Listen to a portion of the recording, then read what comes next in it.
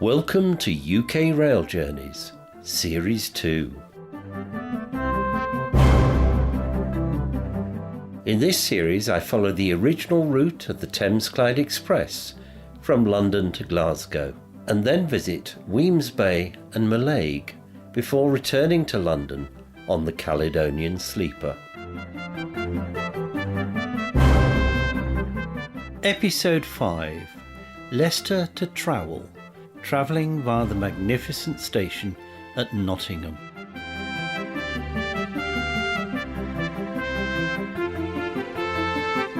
1517 to Nottingham. We'll be calling at Loughborough, East Midlands Parkway, Beeching and Nottingham will be our final destination at 1550. This train is made up of 5 coaches. In the front of the train, A, B, C and part of D. In the grey seated area is for our standard passengers. In the rear of the train, in the blue seated areas in D and G, this is for our first class passengers only. My name's Natalie, I'm your train manager for this journey. At all our exit doors we do have security posters, this is for your information. We do have catering in first class and standard. In standard it is card payment only. This is a non-smoking service, this includes e-cigarettes and vapes. Please make sure you keep an eye on your personal belongings. And please make sure luggage in the luggage rack is provided. Our next calling point will be Loughborough. Now travelling at reasonable speed north of Leicester on our way to Loughborough. An area I'd call semi-green, lots of fields, farming, solar panel farm, but also just behind the row of trees, a lot of light engineering and warehousing. And then past some rail sidings. Shortly arriving at our next destination, which is Loughborough. Please make sure you have all your personal belongings with you when you leave the train. Please make sure you mind the gap when you depart from the train. And please make sure you stand behind the yellow line. This is for your safety and it allows us to continue with our journey. At Loughborough, ticket barriers are in operation, so please retain your tickets. On behalf of myself and the team, thank you for travelling with East Midlands Railways. Loughborough is our next call.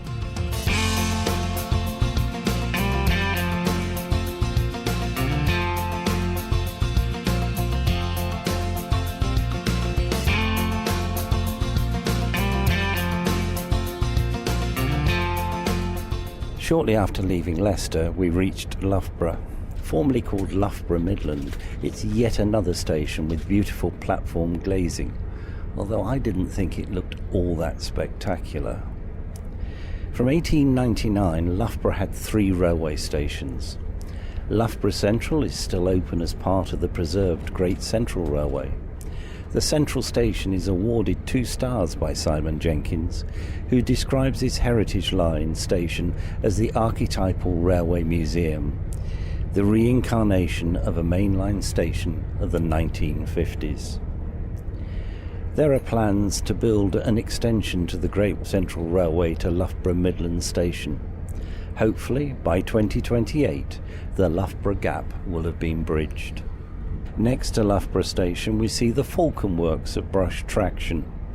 This opened in 1865. It built railway engines, buses, aeroplanes and trams. It was the home to many locomotives of the diesel-electric era, with 310 Class 47 locomotives built there in the 1960s. We leave Loughborough Station and after another 6 or 7 minutes we arrive at East Midlands Parkway.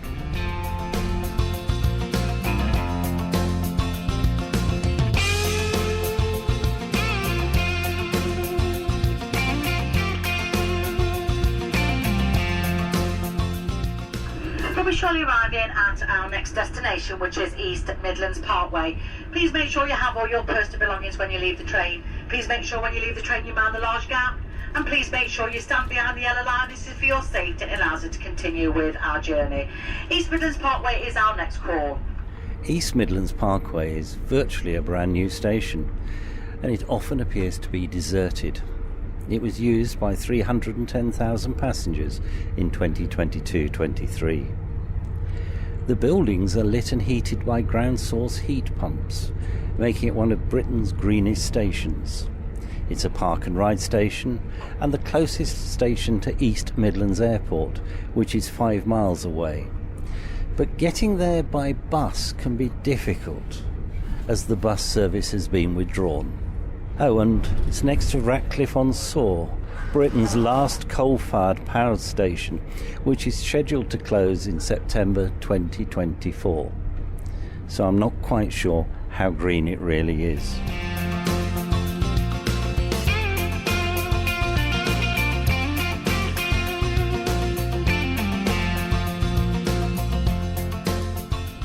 Soon after leaving East Midlands Parkway, we enter the 170-yard Red Hill Tunnel. Sadly, I'm unlikely to see the tunnel's castellated northern portal, which is similar in design to the entrance to Thrompton Hall, which dates from 1607. The tunnel runs through the Hall's estate. Immediately after leaving the tunnel, we passed over the River Trent on 2 impressive girder viaducts. 3 counties, Derbyshire, Nottinghamshire and Leicestershire, meet at the River Trent. We're not only at the confluence of the River Trent, River Soar and the Trent and Mersey Canal, but also an area with many railway lines and junctions. We'll be shortly arriving at our next destination, which is Beeching. Please make sure when you do leave the train you have all your personal belongings with you. Once you've departed, please make sure you mind the large gap, and please make sure you stand behind the yellow line. This is for your safety. It allows us to continue with our journey. At Beeching, we're having some major work, so please be careful when leaving the train. Beeching is our next call.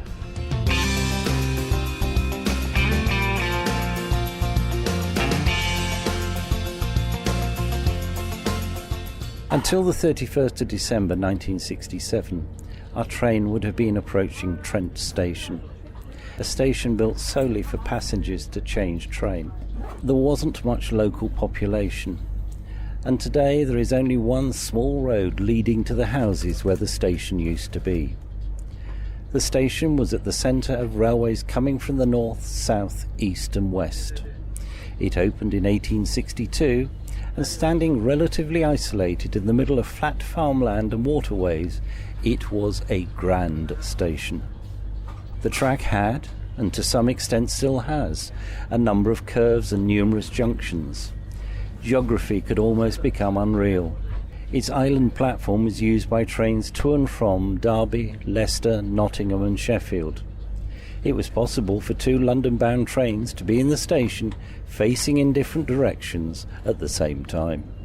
It was an important station before the Midland Railway route to Scotland opened, because every express train stopped at Trent for up to half an hour to allow passengers to use the dining facilities and toilets, as this was in the time before either was available on trains.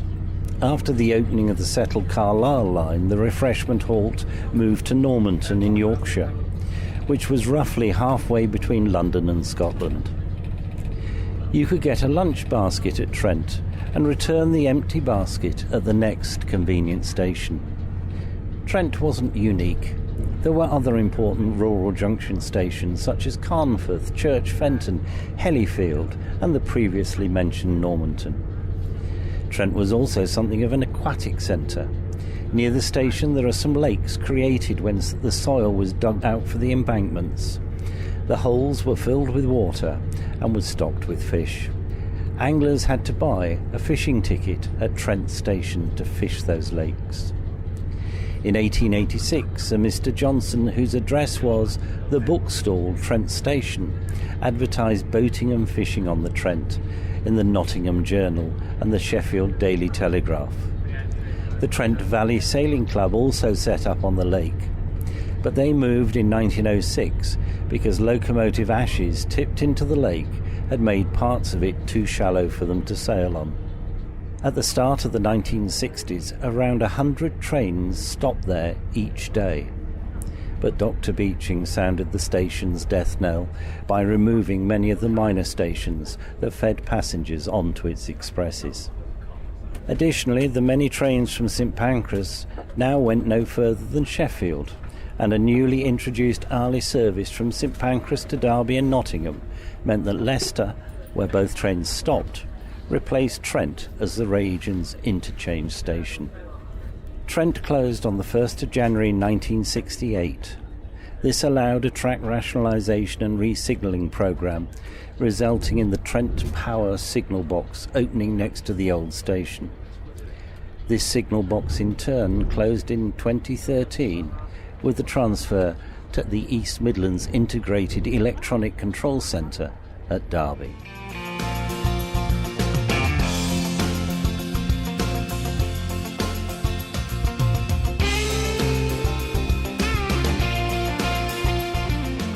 We now leave the traditional route of the Thames Clyde to go to Nottingham.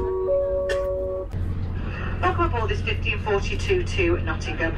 We are now on our way to Nottingham and we should arrive around 50:52. Nottingham is our final call.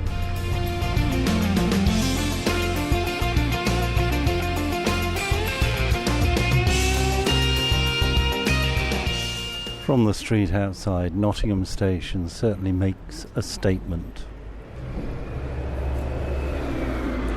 It is a stunning facade, gorgeous arches, detailed work in the stone, and that lovely clock tower in the centre. I wonder what the people, when this station was first built, felt about having something like this in their city. I don't think the porte cochere is as splendid as Leicester, and the clock tower comes into it, and the bottom part of the clock tower, built in brick, is under the porte cochere. Today it's very much a place for coffee shops, 3 of them, and Nottingham Station's co-op. You enter the co-op under the most magnificent terracotta work for the Midland Railway. It's certainly pleasant, but I think Leicester has an edge.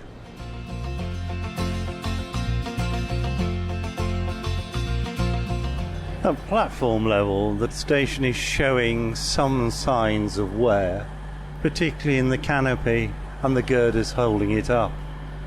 But you can see from the quality of the buildings that the railway constructed when building this line, no expense was spared to impress the people of Nottingham that this was a railway station to be proud of.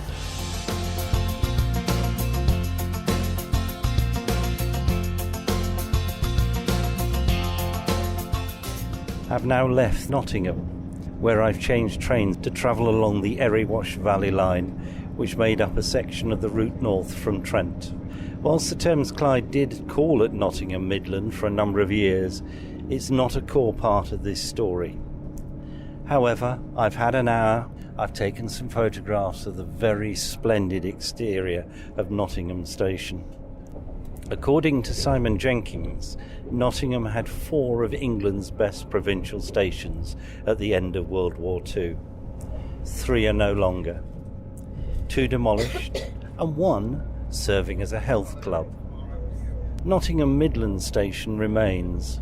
Built in 1904, it's in the Baroque style, standing in the city centre, an example of the confidence of the Edwardian era. The station's redevelopment in 2010 included restoring the Grade 2 star listed buildings. The redevelopment also included the construction of a bridge to extend the Nottingham tram system.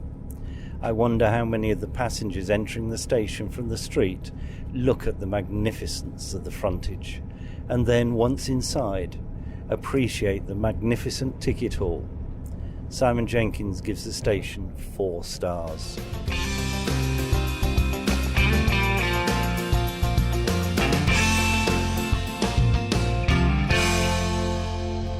As you can hear, I'm back on the train for the 50-minute journey to Sheffield. We travel along the Erie-Wash Valley line towards Chesterfield, running between Long Eaton and Clay Cross. The first part opened in 1847 and linked numerous collieries and ironstone pits and encourage the development of the Nottinghamshire coalfields. Good afternoon, any teas, coffees, soft drinks, cakes, biscuits, chocolate bars, crisps, beers, wine. Between turning off for Nottingham and getting back onto the line, we miss one section, part of the extension north to Claycross in 1861. It formed an alternative route and reduced congestion on the Midland Railway. A large marshalling yard was built at Totton to handle the coal traffic. In the 1950s, when over 1 million wagons a year went through the yard, it was the biggest marshalling yard in Europe. The yard was modernised between 1939 and 1951, and wagons were sorted by hump shunting. There were 100 sidings with over 26 miles of track, allowing 7,900 wagons to be handled. Add to that 155 locomotives, including 11 shunters working day and night, made it a very busy place. It declined from the 1980s caused by colliery closures. Reduced rail freight caused the yard to gradually reduce in size, and the upsidings closed in 2009. Although much reduced, Totton still has a traction maintenance depot operated by Deutsche Bahn with Class 60 and 65 locomotives, and also handles freight and infrastructure trains. Our journey has taken us across the M1, a little south of the Trowell service area, much beloved by drivers. The village of Trowell had a railway station until 1967. On our left, the continuous conurbation of this part of the Midlands, whilst on our right, open countryside and farmland. We have just crossed onto the Erywash Valley line at Trowell Junction, and we're now heading north on our original route.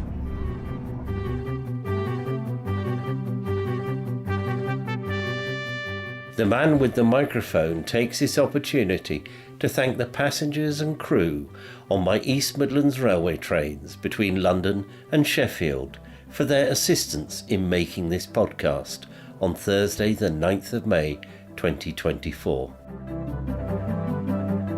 This podcast is produced and published by the Mr. T Podcast Studio. Thank you very much for listening. And please join me again in a couple of weeks for the next instalment.